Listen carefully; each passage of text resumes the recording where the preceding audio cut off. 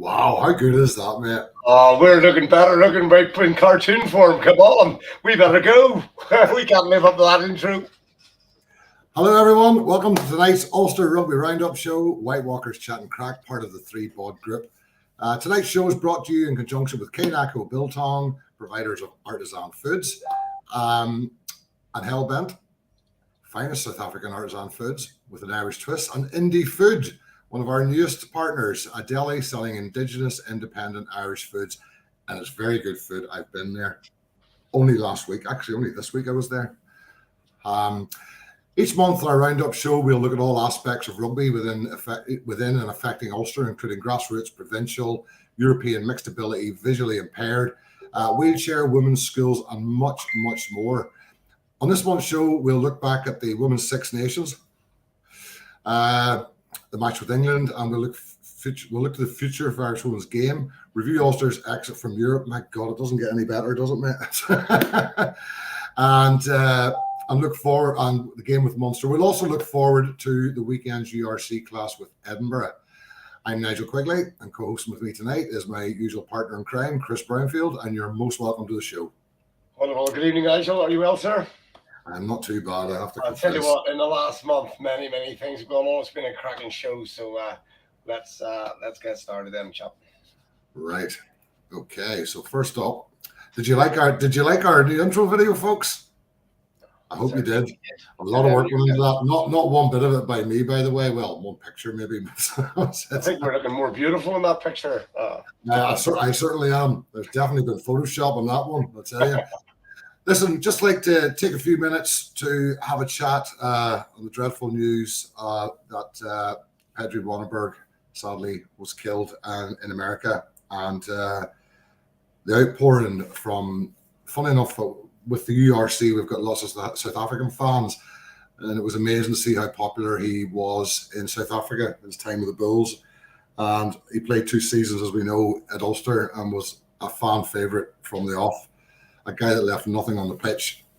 Very, very hard man, very, very hard player, and really sad news. And our thoughts of the whole 3-Bod group indeed are with his family and his friends at this time. It must be an awful time for them.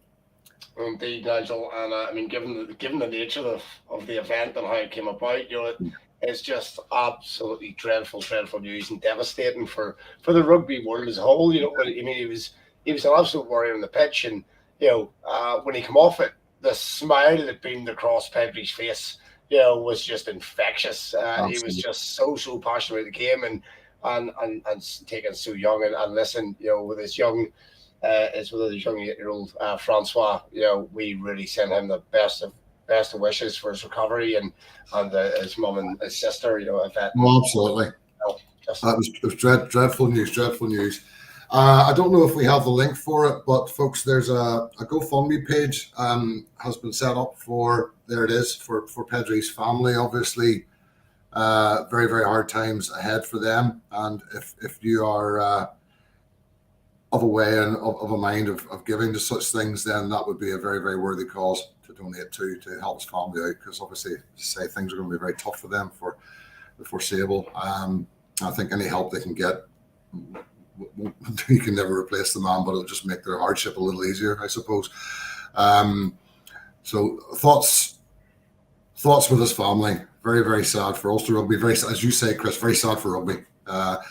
Also, this week would have been a 32nd birthday on Tuesday of our very own Nevin Spence, and Nevin is a player that will never be forgotten at Ulster, and indeed I was reading comments from other parts of Ireland as well about him, and the lad's just missed, more so by his family and friends, of course, certainly by the Ulster faithful, by the Irish rugby faithful, and wider afield. So our thoughts, as always at this time, are with the Spence family. Absolutely, Nigel. And as you know, I spent a lot of time with the Spence family earlier in the year, and it was a very humbling experience to sit in the front room in a seat that Nevin was on himself. And the family are still absolutely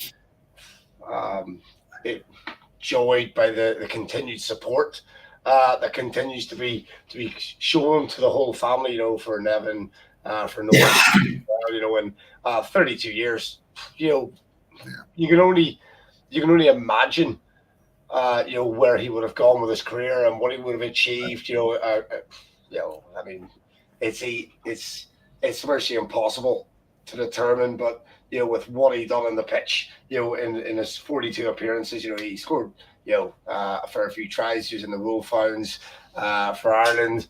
You know, he was in the under-19s. He was in the Junior Rugby World Cup. You know, he had so much to offer. His international career certainly would have been celebrated on the world stage, and we definitely wish him, and obviously send him heavenly birthday wishes for his 32nd. And we'll do it next year again, because that's the effect Nevin had in Ulster. Absolutely, and this year is his 10th year of his passing as well in September. So, you know, no doubt we'll do something to acknowledge that as well. Yeah. All right, we'll move on to other news, and none of it's good at the minute. But contract extensions, I suppose that's one good thing. Stuart Moore, Mike Lowry, and Rob Balogun have extended their contracts. Great to see from all three of them, because they are young guns. These are the lads that, frankly, I always felt Ulster used to farm out in the past and ended up playing their games in the Premiership, or well, if they were lucky, or the Championship generally. We're doing the right thing now. We're bringing these lads through, and we're using them at Ulster, and you know, particularly in the backs, more so in the forwards as well though now. But if you look at, you know, back line, it's just Ulster players, and it's great to see that. That's what we need to be happening, you know. Yeah, and if we just reflect back to what Willie Anderson said the last time he was on the show, his dream, his vision is that the Ulster squad will be packed, rammed with homegrown talent, and it's getting there. I mean, the squad, the strength, the depth. Okay, we know we'll talk about that in a minute, about, you know, where we've dropped off again as it is, but you know, the talent is there, and without doubt, I think we're very lucky to have secured those lads till 2025 at this stage, because make no mistake, you know, some of the big clubs will have been certainly very, very interested in the likes of Laurie and Balakard, and you know, obviously our little smiley assassin, you know, he's starting to find his feet. He's come back from a big injury again. He's been out for a while, but you know, Sturdy Moore is certainly a talent that we need to keep, and it's just great that they have signed those extensions, no question. Brilliant. Now, as a result of it was the second game against Toulouse at home. We'll discuss that soon enough. We have to, don't we? Anyway, Tom O'Toole has had a 3-week suspension, providing he goes to tackle school after his red card against Toulouse. And I think it was a fair enough one, frankly. So, and the you know, the punishment is probably about right. Just on a side note from that, Mike Lowry received a warning from the same game for an error. I thought that was a little unfair, but it's a slap on the wrist. However, I think you get, is it 3 of those? Yeah, I think so. Yeah, he's not a dirty player, so I would like to think we probably won't see any more. It was very, very marginal. When I first seen it live time, I just had head and hands like Balakern had the week before, and just thought, oh no. And then the more you look at it, it was actually even more clear that it was a complete rugby collision compared to going back to the Payne incident in the quarterfinal years and years ago.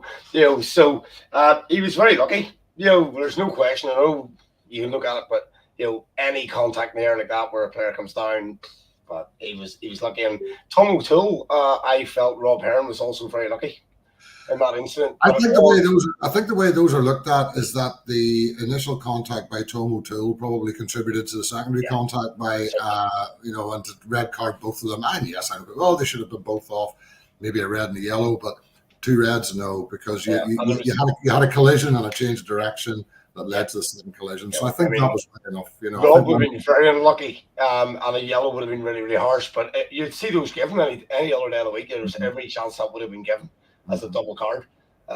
You know, red, I mean, I don't recall the last time I seen a double card for that kind of incident, though. I can't recall the last time I've seen one. You know, international game. I thought it was one in the URC. I couldn't see it maybe last season. If you go through the protocols, the way they go, is there mitigation? Well, the mitigation was he was hit by another player very illegally, and that contributed to the bounced them in the hair and the Robbie. So yeah. So anyway, that is that. So hopefully we've got the worst of the bad news out. We'll discuss the other bad news later. As it stacked bad news to the front. Oh, goodness me. Now, we will be talking to a gentleman tonight called John DENNISON about the Armistice International Youth Rugby Festival, amongst other things. I'm not sure if we've got John on sound yet, do we? I thought I heard a wee message that he was in with us, but obviously Mr. Toppin might be able to tell us in the chat. Right, okay. I have that many pages open. I haven't actually looked at that, so let's see if we can get him in, or he's changing computers. Will be with us shortly. Changing computers, my goodness, that's not good. Okay, we'll come back to that then. We will go to the next bit, which we've really been looking forward to, which is the Euro and URC review. Okay, so we have 3 games to talk about, Chris. The 2 European games, first game away to Toulouse, which we won. Bloody hard place to go and win, although they were down to 14 men for 70 odd minutes. Yeah, I mean, I don't really think. I've got this thing about 14-men rugby. In my experience and opinion, some sides are galvanised by 14 men and they actually play a better performance. And I don't really think they really were stretched for us because of the 14 men. On the day, I honestly believe we were just on the day and edging it and deserved to win. I think the try in the last couple of minutes by Toulouse was absolutely the nail that sunk us the next game. I think all of us wondered when that try was scored. We're back to 6. Is it enough? Is it enough? You know, because I think had it been 13, obviously we would have won it. But so we came back with a 6-point lead, and I don't think anybody thought that's us. We're good to go. But then there was the home game, and I thought we played quite well. I mean, a lot of people, I've seen a lot of pundits saying the red card hurt us. I actually don't think it really did. I think it's just my opinion. That's just opinions we're talking here, fine opinions. I thought some of the decision making was a little iffy. We didn't need to score tries. We just needed to stay within 6. There were times I mean, going back to his decision making, what was it? It was potentially 3 opportunities to take the points. Yeah. And we turned them down going for the corner. And you've got to say, at that level of knockout rugby, you've got to win the game first and then turn on the champagne. And we have been very successful going for the corner. You know, the amount of times that they said, they reminded us of how many tries Rob Hearn has scored from that position, how many tries Ulster have scored from line out ball, maul ball, bang, bang, bang. You can see where it comes from. It's in the genetics. But when things are that tight, you've just got to take the 3, take the 3, take the 3. Every other side does it. You know, and it's almost like we're feeling as if the fans are being let down by not going to the corner.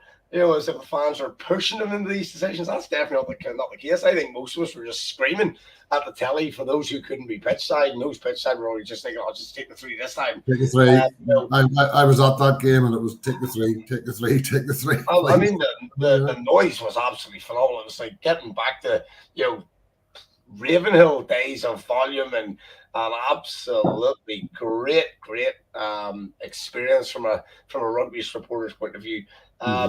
You know, I don't think the Tom O'Toole red card lost us the 2 games over the 160 minutes. I honestly believe the score at the last in Toulouse lost us the 160 minutes. Could be. And I mean, I know, and I agree with, there was a call given against James Hume that led up to their penultimate try that I thought was terrible. And they scored from the subsequent line out. I thought that was a terrible decision. It seemed to me that the Toulouse player pulled out of the tackle and tried to pull out of the contact. That led to, well, he said Hume went in off his feet, which he didn't anyway. So that was a bizarre claim. And yeah, it cost us 7 points, which, you know, you could say it was the difference. And that's true. Had that decision went the right way, we'd be in the quarterfinals. But The problem I have with that is that's fine, but as we've just discussed, we had 3 opportunities to put that game away. Yeah, absolutely. And we didn't have to win it with champion rugby. Yeah, we didn't need champion rugby, Nigel. We didn't need to win it by a cricket score. We just needed to stay absolutely in touch to within the 6 all day. Yeah, it doesn't take pundits like us or spectators like us for the guys to sit back and reflect. They'll have watched that back on the Monday morning, and I tell you what, that must have been a very, very sore coaching session on Monday morning. Dan McFarland, who knows what he was saying. The rest of the guys, Bryn Cunningham and Jared Payne and the forwards coaches, Dan Soper, and but actually at that point I don't even know if words were necessary. The guys would have been absolutely gutted to be on levels we can even comprehend as supporters, and unfortunately, we are becoming recognised across Europe as the nearly men. Season in, season out, we get so close. And to be fair, we're probably punching above our weight a wee bit, in terms of budget. Well, I'm honest with you, and I know I'm trying to polish a poo here a bit, I suppose, but it's not like previous years, because I think we've just collapsed in previous games and we get to knockout stages and we've been well beaten. Yeah. We've been well beaten. We weren't well beaten. We lost by a point over 2 games, for God's sake. Yeah. But we didn't manage it well enough, and we could have. And there were 2 or 3 decisions in that game, one that went against us that was bad, but let's be honest, sadly it shouldn't, but it happens. But we had the winning of that game within our control. And but we decided to do something else, and there may be a reason for that, and there may be a valid reason for that from the team's point of view. We're not in the changing rooms, we're not in we're not setting the tactics, so we don't know. So that has to be put out there. This is just our opinions. Yeah, it is. And there's this thing about being an Ulster supporter where we get absolutely in the frame of mind, but there's always this little thing just ticking away in the background. Is it possible? Dream, believe, achieve, and then just woof from underneath us goes the wee rugby game. And the thing is, in this day and age, and we've talked about it recently, with the amount of money now invested in the game, from sponsorship, from TV deals, from all the other bits and pieces, the referees have to get these decisions right. It's not a case of I'm at a rugby and it's like, hey ho, off you go, guys. See you next Saturday. Try again. In this day and age now, it has massive ramifications. We'll try and squeeze a little bit in on some of the refereeing, because it's not on the list, but I think some of it is worthy of mention. So okay, that happened, and then we had the visit of Munster, which for me was I was talking to people all week and they're saying, will Ulster win this weekend? And my answer was, I'll watch the first 15 minutes and tell you. And the first 15 minutes told me we're not winning this game, because I don't know whether it was hangover from Europe, physical tiredness, combination of both. But in the first 40 minutes of that game, we were second to everything. Absolutely second to everything. The rucks, our box kicks were way off too long. Craig Casey was putting them on the point. And we just emboldened, as that half went on, it just emboldened Munster, who played better and better and better. Now we were, what were we, 7 points down? Was it halftime? I can't recall. It was so worth. No, we weren't. Was it 7 points? That wasn't 13, 20 points. Oh, I can't remember this halftime. Somebody remind us what the halftime score was. Now, second half, different game. Second half, we were the better side in the second half, and certainly on the scoreboard, but not by enough. It was more than 7, because we ended up losing by 7. You're right. I think we were 13 up behind the half time. Closer to 13, maybe. But we can talk about a couple of changes, but definitely a better performance. But for me, it was when the changes were made, the performance improved. And I'm talking about 2 key ones, I suppose, and it was Madigan on at 10 and putting wee Mikey back to 15. And all of a sudden, and it was just like, all of a sudden, Stu McCluskey came into the game and started carrying the ball and making real dents in that Munster defence. Hume came into the game, the ball flowed more. Balogun seen the ball in the second half. McElroy seen the ball. There was just a lot more going on in that back line. Hendo went off and was replaced by Big Sam Carter. But Sam's not Hendo, but he's handy in the lineouts and he does put himself about. Back row, we had made we've made 2 changes, haven't we? We really only had Timoney on from what you would consider our main starting back row this year. And I didn't think we competed that well, especially in the first half. But nobody was first to anything in the first half. It improved second half. Yeah. Really made a hell of a difference when he came on, I thought. He made a hell of a difference when he came on, far more aggressive around the breakdown than either Matty Ray or Jordy Murphy. But we must remember, those 2 players haven't played a lot of rugby this year, and I think it showed. Yeah, the flip side there is, also Munster were missing some of their big pack, and actually, to be fair, if Tag Byrne had been there, we would have been under real pressure. I think if Tag Byrne had been playing, I don't think we'd have seen that back row that we saw on the start of Saturday night, because he's such a jackler, and I mean, for Ulster of late, our best jackler has been Marcus Ray, frankly. I think they all those 3 guys, it would start normally Marcus Ray, Nick Timoney, Dwayne Vermeulen, they'll all get in there and get stuck in. But you can't have them week in, week out. The guys need to be rested, and you can argue all day which games to rest them for. But now that we've got the big run in, what is it? There's 4 points between 8 teams now at this point of the run in. We need to really push that. And coming in from Keith Rollison's question, there is a huge debate. We know Mikey wants to play at 10. That is what he wants to do. That's what he done at schools, for instance. Is he the guy that's going to be a 10 for Ulster and Ireland? Do you know what? It was probably the wrong game to put him in a 10, and straight off, given that he's straight off the back, those defeats, and straight in the Munster game, probably one of the toughest interpro fixtures at that particular time, mentally, physically. I've got my own thoughts. We've discussed this before. I love him at 15. He has got the skill, he's got the vision. Yeah. And at 10, he just seems stifled. It's almost like the play's on him before he can get his decisive. He might be a 10. He was a 10. He might be a 10.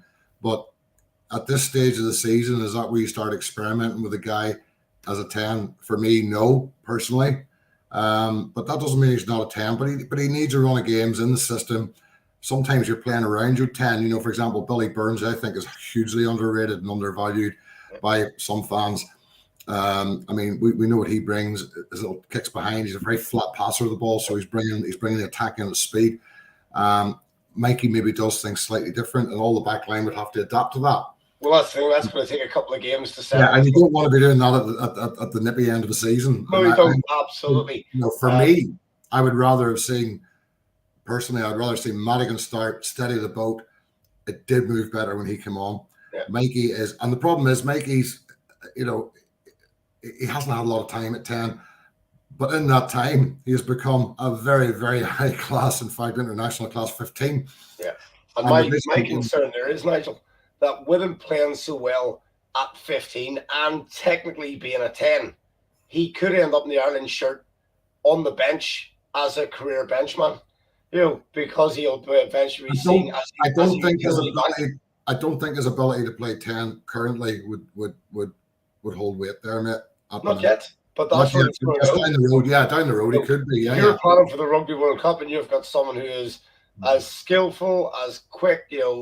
He's got the ability, the vision to pass that ball to Loge and actually, sabotage his own hat trick. If he's going to be an absolute team player, you would want him as a utility back, because he can pretty much fit in where he's got to fit in, can't he? It's a bit like the argument we had this when Jared Payne was still playing, and they moved him to centre in Ireland, and I was like, the guy, okay, he's a good centre, but that's not his position. I don't care what Joe Smith's doing. Look at the way that guy reads the game from 15, the space he creates and the attack, and for different reasons, because of their size, etc. Yeah. But it's the exact same for Mike Lowry. Mike Lowry has the time, the vision, and the skill to take a ball at 15, and he will find a gap. And he's halfway up the pitch before they stop him. If not, 3/4 of the way, you lose that in 10. Yeah. And I would prefer we stick with dedicated 10s that we go now. I mean, he may want to play 10.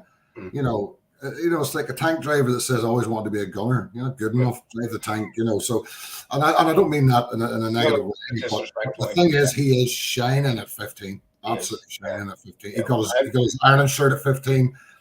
That maybe should be a little hint to him. Mate, this is where you need to be, you know. Yeah, and Joe Lyons has made a really valid point. You were at 5'7" and 70 kilos as a 10. He'd get absolutely smashed by the forwards. He's going to be really, really put under big pressure straight off the back of that scrum ball. Yeah. You know, whether he's got the pace to step constantly, but he would be targeted. You know, and that's exactly what a big. I just think where he's at is, and people talking about Addison coming back in, and you know, at the end of the day, we've players out injured long term that are going to come back. They're going to have to fight for their spots now. They're not going to walk into the team. You know, not a chance. And you know, you look at Ethan McElroy this season. I mean, that lad's been superb, and he's a kid really in comparison. Rob Balakoon's come in.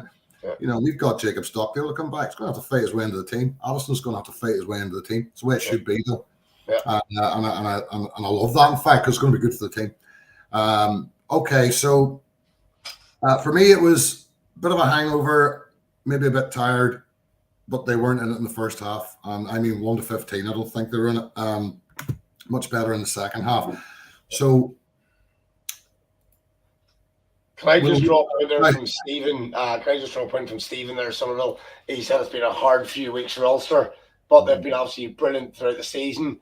He's obviously it's going to be a hard run in, but those things, Stephen, I think we have as a team, they've got to find out, you know, where they are, who's playing where, and actually just structure that side for the run in and just absolutely be decisive on the ball, hitting the lines, every pass with the hand, tackling front up. I mean, if everyone can tackle as well as Robert Balakoon has, I'll be over the moon. You know, and you know, it's another one of those we could make the playoffs, and very, very easily. We could slip out of those playoffs. I think we'll do it. But I'm going to be honest with you. People are saying, "Oh, that's it," and I'm disappointed in some serious pundits, by the way, who are reverting to form. Yes, the game against Toulouse, we lost it narrowly, but it was a great game. Yes, we definitely faltered against Munster. We weren't at the races for 40 minutes. Is the season over? No, it's not. It's not over. It's over when it's over. No. But the problem is fans, Ulster fans, well, I suppose all fans tend to react very viciously to bad news. And sadly, some pundits are now basically saying, that's it, the season's over. No, it isn't. No, it is not. And my hope is the lads can get back on the horse this weekend and get out. Now, I haven't heard much about injuries. Now, we know that they're hoping to have Hendo and Marty Moore back this weekend. They were just watching them. I haven't heard anything about Billy Burns. But let's just say I would think quite seriously there are a couple of errors that most fans agree with that probably won't be made this week. But before anybody gets on the park, if you understand me, I would like to think so. And we need it. We're not talking horses for courses in the run-in. You need to put specialist players in their positions and use their experience and their skill. By the way, Edinburgh are missing a few players this weekend too, including two of their props are out this weekend. This is not over. Yes, we need to get back on the horse. Absolutely, we'll see what to do this weekend. But we'll talk about that. We'll talk about that in a minute. I believe we have John back with sound. He'd be glad of that because we're going to make a mime. Hi, John. Well, let's try this. It works. My God, that is loud and clear. That is loud and clear. Oh, that's good. I'm really happy because Skylab has just gone over the top of France. So, we're reconnected with the world again. Perfect. I'm back. He said, I'm back. Just to let people know, and I'm going to let you explain it, John, that you are with the World Rugby Memorial project. And could you tell listeners a bit what that's about and how it came around and the purpose behind it and what it is you're doing? Well, purpose behind it, we over here in the N on the battlefields of the Chemin des Dames, the first internationals were killed in World War and we ran an event in 2014, and we then thought, well, what can we do next? My colleague here, Frank Viltar from the Conseil department, he suggested, well, why don't we do a memorial, which is just going to be a local project originally, but eventually it was unveiled in 2017, designed by Jean-Pierre Rive, based on his piece at the Stade de France known as the Ribbons of Memory. And so it's right in the heart of the battlefields here, which is about 12 miles from where I live at the moment here in Long. Right. And having created it, it's then thinking of the next stages of what to do. So I came up with the idea of starting a database of rugby players lost in conflict from 1914 onwards. And we started an appeal for that in 2015, and Ulster Rugby were one of the first people to come on board with us originally. And then, as with everything, people leave jobs, retire, and everything. So the trail went a little bit cold, you know. And what we'd love to do is get an appeal going again with you guys over there in Ireland. You know, because many players, you know, were involved, particularly World War I, and were lost across all the battlefields around the world, but particularly on the Western Front, in the Somme, Passchendaele, places like that. So everybody knows about the rugby internationals, and that's well documented. But what people don't know is Fred Jones, the butcher, who played for, you know, a club in Ireland, and he's just as valid to be remembered as are the more famous internationals. So we're creating this database. We've had input from around the world so far. We've got 5,500 names on it to date, which is scratching the surface. It really is. Yeah. I know from conversations I had with people like Steve Berg at the All Blacks Museum in New Zealand, he would say, well, we'll have 20,000 from here straight away. So, you know, we just want to put this appeal out to schools, clubs, universities, and, you know, even if it's just details off the honours board, which many places have, just list those names, get them into us, World War I, World War II and beyond. We even pay tribute to players who've been lost in Afghan as well. And we bring it right up to date, even with people like Ratana, who was the policeman who was killed in South London last year. He was a member at East Grinstead and one of the coaches there in Sussex.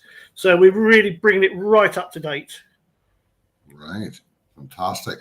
And it's, I mean, you've got a couple of events coming up, haven't you? Yes. Yeah, we have. I mean, the great thing, what we did in 2018, Nige, we ran the Armistice Centenary in Compiègne on the weekend of the 10th and 11th of November, 2018. And we just got into the throes of making it into an annual festival during the autumn the autumn school holidays. And of course, then COVID struck, so we missed 20 and 21.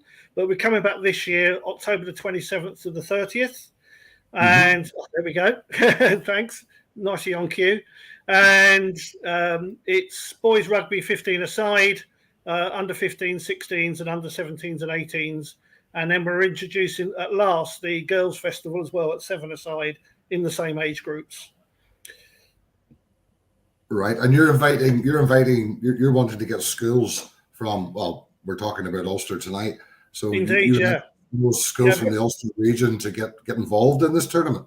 Very, very much. We haven't had a representative yet from Ulster at all. So we would like to put the appeal out now to schools and clubs with youth teams interested in coming out to join us in Compiègne in October and to be part of the festival. It is international. We already have teams from England, Wales, France, Holland, Germany, Belgium already coming. So we really want to add to the mix. And it's a combination of education, remembrance and sport all rolled into one event. And we managed to appoint one of our first ambassadors to the project 2.5 years ago, which was a gentleman by the name of Brian Rolfe, who's a pensioner at the Royal Hospital, Chelsea. And something we've been discussing behind the scenes with you guys is we would love to appoint an ambassador on behalf of Ulster Province as well. Before we hit into the World Cup year next year, because that's going to be a very important year for rugby. Mm-hmm. Absolutely. Okay. And John, very quickly, are you a military man by veteran, or what's your relationship with the? No, I'm not. My father died when I was quite young, so I've really followed what was the family history. To be honest with you, Chris, my father was born in 1918. But my grandfather and father never met because my grandfather was lost in the last 9 weeks of World War I. And my father was given a new identity. I'm his only son. And I've kind of dedicated the whole thing to my father, who was a military man. He fought in World War II in Burma. And he died when I was quite young. I was just 13 when he died. So, for me, researching family history then became interested and an important thing to do, and we've encouraged kids that have come out to us over the years to do the same. And I'll tell you very quickly, back in 2017 we had Wanstead Rugby Club from North London come out to us. They lost 28 on the Somme, and of those players who came in their under 15s to the festival in Amiens at that time, 3 of them were direct descendants, and 2 of them didn't know. Wow. And we actually introduced them to their relatives on the battlefield. One was named at Jewell, and 2 others are named in CWG sites across the Somme. So very, very emotional tour, and this is the sort of thing we can bring forward. Yeah, and that's that link in education and rugby in that community, isn't it? It's phenomenal. So your work is absolutely amazing. Totally. It's right. Well, we're going to, I think Joe will probably put up a long link for that one. Your site, actually, Joe will probably put it up. It's www.francourt.org. Is that right? Yeah, that's it. And, that's the one. Folks, anybody who plays club rugby, Gregor Galway, I expect you to start putting the word out, being a club man. And let's see if we can get some interest from the clubs. That'd be great. That'd be great. And one last thing, we are doing events next year during the Rugby World Cup as well. Right. We've got some incoming teams from South Africa, Czech Republic, and Zimbabwe. Wow. So we want to make next year's Armistice Festival, which will run between the semi-final and the final of the World Cup, a really big one as well. And we're also looking to do for Ireland supporters, when you're at the games in Paris, either a couple of days just before, we want to try and organise a rugby remembrance at the Ulster Tower. Oh, impressive. Salute you for that one. Brilliant. That was one of my questions, John. That was one of my questions next. Was there a plan for that? Yeah, we're fully supported by the Hauts-de-France regional government and also by the Hauts-de-France tourism department. So great backing for us over here, and it's all about welcoming people into France next year, and people who want to follow up about their family, walk in the footsteps of their descendants, and just immerse themselves not just in the sport itself, but what the sport is about and what surrounds it. Right. Yeah, and I think it's a fantastic idea. It's a great thing. So, folks, any who's club guys out there, look this up, see if there's interest in it, generate some interest in it, and let's see if we can get some Ulster teams over to this, because it ties in, as you say, it ties in everything about rugby family, about history, about those that did give their lives in the wars. I think it's a fantastic thing. It really is. Yeah. Thanks very much, Nigel.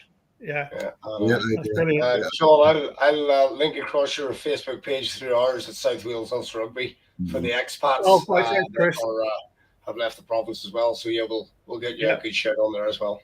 Yeah. Brilliant. Well, when we unveiled the memorial in 2017, we had the presidents of the Six Nations here. So that included Ian McElraith at the time, who was in South Wales. So and Ian was very, very proud to be part of the project. Yeah, I would say he was. Brilliant. Well, John, listen, thanks very much for coming on. There's any other information you want to, guys, have a look at this. Seriously, clubs, anybody that's involved with clubs or schools rugby, get a look at it, get the interest going. There's got to be interest in this, I would think. So, and John, hopefully you get some fruits out of this. Thanks very much. And love it. Great idea. And thanks very much for bringing it to our attention. Thanks, Nigel. Thanks, Chris. Yeah, we'll talk to you soon. Thank you very much, John. See you soon, boys. Thank you. Thanks, mate. Nigel, that's a tremendous opportunity. That's great. Yeah. Wow. Aye, that's I can imagine clubs getting interested in that, mate. I can imagine clubs. Yeah, and I think if they really embrace the heritage aspect, the educational aspect, you can't see any school team not wanting to be a part of that. From a headmaster or a headmistress perspective, there's opportunities there for cross school relationships and friendships, as rugby is sort of globally anyway. So obviously sticking out. And Gerald's just said obviously 57 clubs in Ulster to choose from. So no reason why they can't get representation. Thank you, Gerald. No shortage of them. Although I imagine it's not exclusively for Ulster clubs. It's just this happens to be an Ulster show. So Gerald, AIL page, it's on there anyway. I know, mate. No, that's a great cause, great thing, and please support it if you can. So we've got you at hooker, we've got Toppin at prop, we've got Joe Shep at right back in the change room. I would play Bobby scrum half. We'll get this side together. Greg is going to be our winger. We're going to have 5-minute halves. 10 of them. Oh dear. Right, mate. We're going to quickly discuss the Six Nations game against England last weekend. Where I'm not going to discuss the score. I tell you what, let's put the score to the side. Let's just focus on Neve's tackle. Well, Neve's tackle was the highlight of the game for Ireland, wasn't it? Absolutely brilliant. I think. Well, firstly, we should say that the sevens players have been taken out of the squad. Probably because it was regarded that that's more useful to them than facing England. But we totally witnessed full-time professional players playing amateur players at the weekend. I mean, it's going to be decided this coming weekend with the game between England and France because they're the two professional squads. I know Wales are putting an element of professionalism into the game.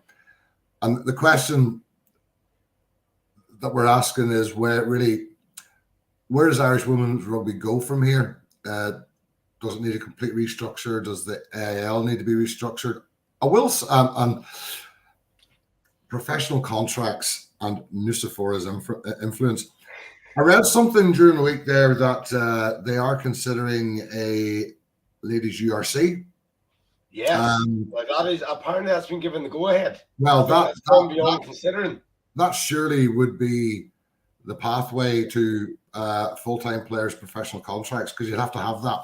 Yeah. So if that comes up, that's a good thing, because it will, in my opinion, force the IRFU's hand, where they've either got to say, no, we're not taking part in that, or we have to go with this and we've got to put the money into it and pay the players, because these guys are going to be playing, I imagine, the league rugby. It will be no time at all before a European Championship comes into play.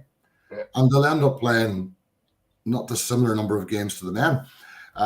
So is that, because nobody was discussing that. We were talking about,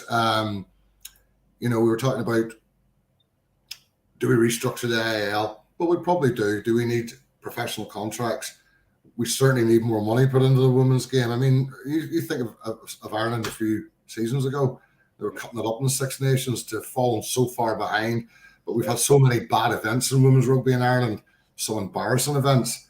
That somebody needs to wake up. And I don't know if is it Nucifora's influence? I'm sure he has an input to it, but I think most of us are disappointed at the lack of focus in women's rugby in Ireland, given where it was going. And that needs to be recaptured.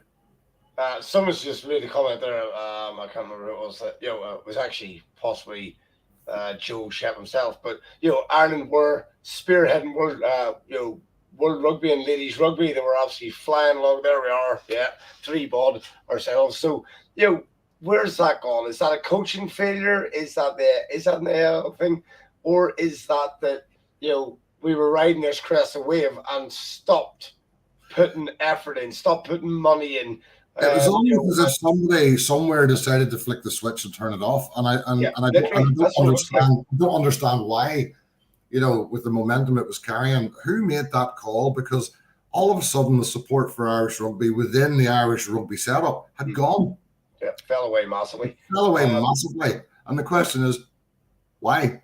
Why? Absolutely. Why? And nobody's ever explained why. And I think at the moment, Nigel, women's rugby is one of the fastest growing sports globally. So if you're thinking about sponsorship, if you're thinking about investing, if you're thinking about everything that makes a community tick, Irish Rugby Football Union should be buying into that concept and literally pushing it from every possible angle. And I think we have now got the stage where women's rugby in Ireland has got to become a professional game. Wales are doing that at the minute, and definitely you can see the gulf between full-time professional athletes representing England. What was it? Against the guys who were just being thrown in there at last minute on a weekend. It's kind of like going back to Nigel, I'm 5 players short, but if you can lend me some of yours at the weekend, we'll get a game on. At this level, that every bloody Saturday I'd land down, especially when I was kind of in the twilight of my career and captain of the thirds. I'd have a team together and you'd land into the car park and the seconds captain or even the first captain standing there and you went, oh God, no. Here we go. That's what it looked like. It literally looked like the guys borrowed somebody else's shirt and chucked onto the pitch for an afternoon. I don't mean that in terms of what Ireland put forward. They never really lost their heart, but it was just against women. You recall we had the changing debacle. Do you recall? Yes. And then we had the results falling away after that. We had the women unhappy at how they were being treated, and rightly so. I have to say that was an absolute disgrace what happened there. I actually looked at those videos and thought, I can't believe that's happening. And as I said earlier, it's like to me, somebody literally went, this women's rugby, we'll flick the switch off on that. We can't afford it. We don't want to do it, whatever. And by God, my attitude would be, see whoever that probably man was, give him a bigger shovel and let him dig himself into a huge hole and we can bury him in it. Because I think they've embarrassed themselves so much, they have to do something now. Now, the thing is, this URC thing just came up in recent weeks, and that changes the whole landscape and changes what the IRFU have to do. Because, there's no way they can say we're not going to be part of this. I don't think there's any chance they can do that. And they must invest now in women's rugby in preparation for a league, a URC league. Yeah. They've no choice. I don't think they've any choice now. Hallelujah. Great to see. It's going to be interesting to see if they will be able to field 4 professional provincial clubs or how they're going to get around that. Because at the minute, I just can't see, and Gerald is probably far more switched on this than I am, but I can't see at the minute how all 4 provinces can field a professional side across the whole URC championship. It would have to be quite diluted. Well, of course, the URC in the main, South Africans, I'm not sure where they're at with the ladies' game. Wales are improving the game. I think it's not going to be as huge a gap as we're seeing currently with the English and the French sides, because they're not going to be in that. And it's a great pathway to improve the rugby, I think, in all those nations. Joe's put up a post there saying I'm free and available. LOL. What that's got to do with rugby, I have no idea. Joe, stop it. Those were fishnets and high heels on the weekend. Was it linked to that? Dear God, I can't unsee that now. It was bad enough seeing him in a tutu, for God's sake. I've seen that picture. Oh God. But anyway, I think they've got if this URC thing comes off, I think that's a great thing, because it'll put huge pressure on IRFU to act. Whether they want to or not, whoever the individuals are, they have to act. So even if they're embarrassed into acting, they have to act. So whatever. Yeah, David's mentioned the Munster debacle. I was thinking of that one too. That was ridiculous. But again, David, this URC thing takes that objection away, unless they want to just fall behind and look like the complete, let's be honest, misogynistic province of the whole United Rugby Championships. Who wants that? Who wants that mantle? So they're going to have whatever their biases or their just how they distinguish between the men. They're going to have to drop that. They have to.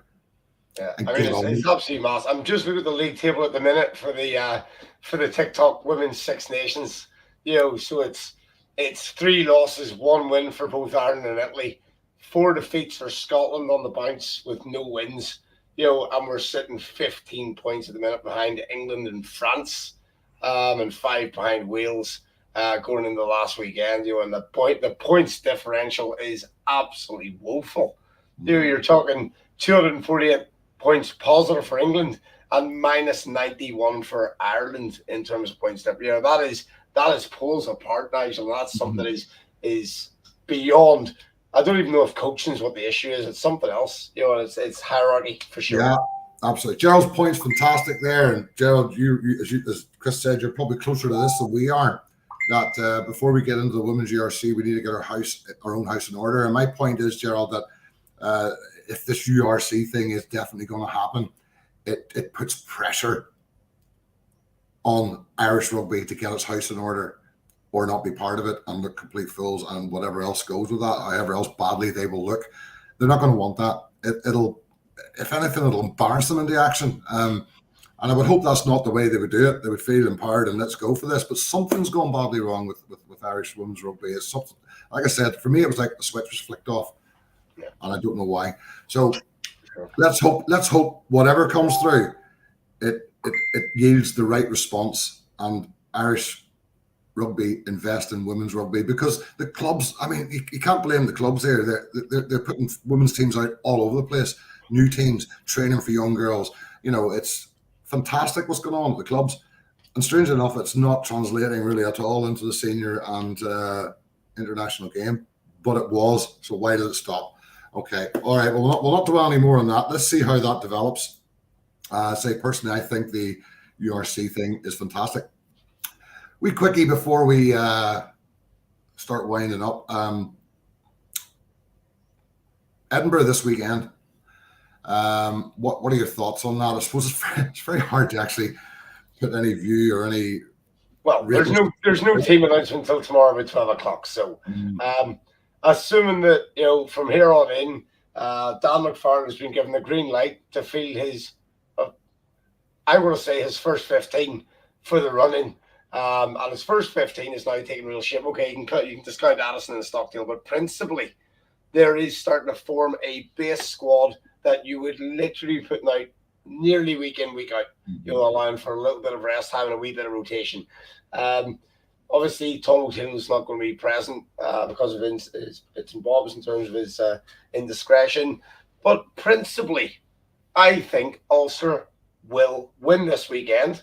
And I'm going to say it's going to be 33-17 the Ulster at Edinburgh Murrayfield Mini. I think if we get our first team out, because they're weakened a bit, especially in the front row, I think we're a superb chance of winning. But we've got to get back on the horse. We've got to start like we finished last week, not start like this. Yeah, and our back line, is capable of putting tries. It just depends if Ulster Rugby can get the memo from Chrissy, Gobby Scrum Half X, that we want to stop just doing those wee box kicks. Let's put the box kick to the side for 80 minutes, keep ball in hand, use our width, use our pace, use players like Mikey and Balakown. Now the world is going to be marking Balakown like they did with Stockdale when he burst on the screen. But ultimately, we've got the raw talent to take a convincing win at Murrayfield and get our game back in order. Well, I agree. I think we can do it. And if we do it this weekend, we've got the Sharks at home for the last game. And we could end up, results aside, we could end up second or third in the table again, quite easily. But we've got to win those 2 games now. We've put pressure on ourselves. And obviously, DT there has said that Whitehouse is refereeing. I think both sides. I was in Wales the weekend in terms of I was at the Scarlets Dragons game in Rodney Parade. And after the week where Whitehouse absolutely demolished Scarlets at Clonethley the weekend previously, I don't think it's just Ulster have got a wee issue with Mr. Whitehurst. Actually, if you want to, wide thing. I actually have a feeling that the Edinburgh fans seem to have a bigger issue with him. Greg was mentioning it anyway. I think Gregor's pretty much chucked that comment in. So, but all I'll say is we're looking at our official panels for the weekend, and we're going, okay, Ben Whitehouse can be hot and cold. I don't think he's against Ulster or against. I think he can go against a team on the day, if you understand me. But at least, and something, by the way, which I hope does not define our season, is the team I pity this weekend is Connacht, because look who they have as their TMO, the guy that, I'm not being funny, frankly, robbed Ulster of a bonus point win at the Performers game. And they've got him this weekend as TMO, and I just hope nothing contentious happens. Well, apparently he's being managed, but actually, let's say, yes, Ian Gilbert, it is Mary Whitehouse, of course it is. But I tell you what, I think Ulster have got to get to the point of recognising that each referee referees things differently. And, Quentin Immelman, what he's seen, what he decided, we've got no swing with that. We might walk away absolutely disgusted by it. Mm-hmm. But the principle is we have got absolutely no clout, and Ulster have got to get really, really skillful at understanding the ref on the day. If it's, was it Jaco Piper at the weekend was super hot on the breakdown, or was it the weekend before? There was a referee we've had recently, and literally the ball hadn't even hit the turf, and he was blown up against it. And they're like, really? Hang on a sec, and that's what Ulster, that's what our coaching staff, our defensive coaching, our forward. No, absolutely. And what Joe said there is absolutely right. The TMOs, I think, just need looked at in general. And I mean, by the way, I'm friendly with a lot of Stormers fans. They were embarrassed by that call. Yeah. They were like, we'll take the win, but that was embarrassing. Another one actually was, and I don't understand it, was the one for Leinster last week. And I watched the TMO and the referee discuss, this guy's not out of touch. I mean, I can say there's his foot. And then he said he'd released the ball. And I'm going, there's his foot in touch. And he still has the ball in his hand. Yeah. And eventually I think the referee went, I see that ball going forward. And I think he just didn't want to engage with the TMO anymore in that ridiculous argument. Is he in touch or is he not? And he went, well, the ball went forward. So it's a scrum to Leinster. And I was, these are the kind of things. And by the way, we're picking on South African TMOs, but one of them was a huge bad one, and that was the Ulster one. The Leinster one didn't cost them the game, but it could have had a bit of try. Well, they lost the game anyway, but it could have put them out of sight had they got the try. But we've seen these calls at home as well on occasions. Maybe not just to the same extent, but we've seen them. The TMO influence in a game is sometimes too much. And I think Nigel Owens has been having a big discussion about that recently, and there was a great, I'm not sure it was Rugby Pass, but there was a thing about, what was his impression of a TMO input, and he was very, very keen to say the referee should make a call unless it is very, very uncertain, but a TMO, the referee should have the ability, and some of the Premiership referees that we've got are very, very good at almost not seeing the referee, not seeing the TMO. Well, some of the TMOs, some of the English TMOs are very good as well. Actually, I've listened to their TMOs, and they don't seem to get involved in a lot of contentious stuff. It seems to be they're backing up the ref. I mean, I listened to, who was the guy at the Munster game, Jonker, and he actually tried to talk the referee down in the sense that the referee was going, okay, here's what I'm saying. No, hang on a minute. I want to show you another angle. No, hang on a minute. And, if I had been the referee, I would have been like, no, this is what I see and this is what I'm given. Because at the end of the day, he's the sole arbiter at the end of the day. He makes the decision. So it's, Rian says mine's a coffee. So she'll email it to you, Rian. So, yeah, it needs looked at, and we'll see. But listen, this weekend, hopefully the lads can get back on the horse, and if they give a good performance, their best performance, they can win it. And fingers crossed, they will. Absolutely. And can I just pick up on Joe Lyons? Let's not mention the 20-minute red. I think it is an absolute disgrace that they will sanction players who will start to put themselves off the game for the last period purely so they can manipulate the flow of players. It is not a good idea. I think a red is a red. And I think if they want to go down that road, they might need to just bring out a different colour card and say, I don't know. The cynic in me, you're going to hear a kettle going here. That's all right. But thanks, Al. The cynic in me says that where you have a team that has a hugely influential player that really runs the game for them, will you get another team that might consider the 20-minute red worth it to take that thing right? Yeah, absolutely. And that's the cynic in me. But we're talking professional sport with high value rewards here. They might think it's worth it. Well, look at Bloodgate. You only have to go back to the professional game in the Premiership of Bloodgate when they took a hit. There's your client prime example where people will go that extra distance to secure whatever. To get an advantage, absolutely. Right. Yeah. And sadly that's where that goes. But in my opinion, if you're going down that road, you've got your yellow, you've got an amber, and you've got a red. And if you get an amber card, draw for 20 minutes and you don't come back. If you get a red card, you're gone and down to 14. Absolutely. They can't have a red card, which is come back when you fancy it. We're sending it's what they're going to call it. Like, will it be bigger because it's called a red card, but not? Yeah. Red card ish. Yeah, ish. Yeah. Yeah.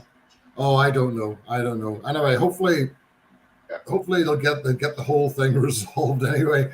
Yeah. Right, guys, we need to wrap it up because we've gone over our time, which is not unusual. We always do. We're well used to this already. Joe's got a special account with Facebook. I don't know why Joe's offering himself free and available, but that's a whole different show and one for adults only, I imagine. Anyway, folks, listen. Thanks tonight to all our viewers. Thanks to John for coming on and explaining. And folks, please do go and have a look at that.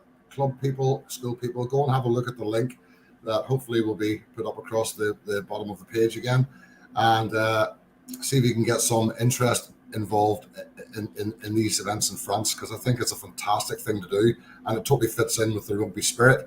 I'd like to thank our sponsors for their continued support, and we will see you all next month. Hopefully we'll have much more good news next month and talk about positive things, because that's been a bit of a downer, that one, isn't it? But anyway, we'll do our best.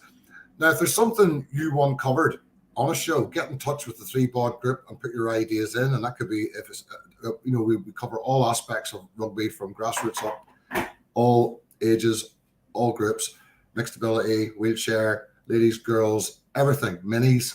If you've got something going on and you want us to talk about it and tell people about it, let us know on the 3BOD group. And if you go to the 3BOD rugby group on Facebook, you can go on YouTube, Instagram, Twitter, and follow what we're doing. If you like the show, give us a bit of support.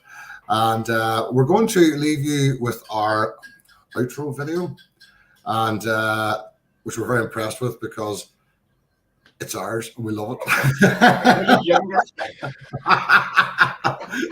Hope everybody else does too, because we love it. And Chris, thanks as always, mate. Always good to. No problem, sir. Thank you to who's watching. It's been an absolute pleasure looking after this evening, guys, and great contributions to everyone. Hopefully, we answer some of your questions, or at least our opinions on your questions, which is all we can do. Yeah, brilliant. Okay, thanks very much, folks. See you next time. See you later. See you next year. Next week.